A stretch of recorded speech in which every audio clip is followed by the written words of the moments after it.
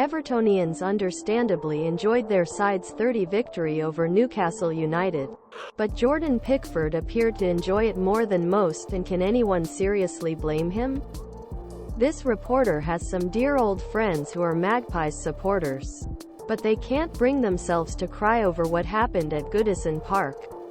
Given that a significant portion of the fanbase have routinely mocked him over the years. Pickford has always been cheerful character with a lot of heart and, combined with his old Sunderland connections, the Washington-born player has long been target of the Toon Army. On March 9, 2019, while barracked by most of the home crowd, Pickford put on a wild display at St. James Park. Solomon awarded penalty for a foul on Rondon. Opposing manager Rafael Benitez complained the Everton player had not been sent off but saved Matt Ritchie's penalty kick but saw his team take 20 lead at half-time. We conceded 3 goals in the last 25 minutes and lost the match. Later that month, England's number 1 admitted it had been a punishing experience while on international duty. Pickford said as a Sunderland lad, to have 52,000 Newcastle fans shouting abuse at you throughout the whole match. Maybe that was a bit much for me. Read Amadou Onana in contention. Everton hopeful of 3 players for Chelsea Blues. Fans have elephantine memories of former Liverpool players facing them. But this particular occasion appears to go much deeper than standard red-white sex chants with flag-waving grown man Gallo Gate. When Everton visited St. James Park last season, he was parading up and down the end wearing a 7-foot dinosaur costume.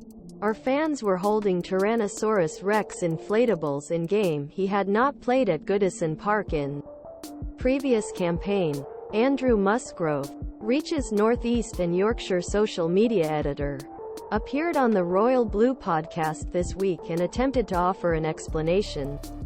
He said, "Anyone who plays for Sunderland will always have the support of the fans.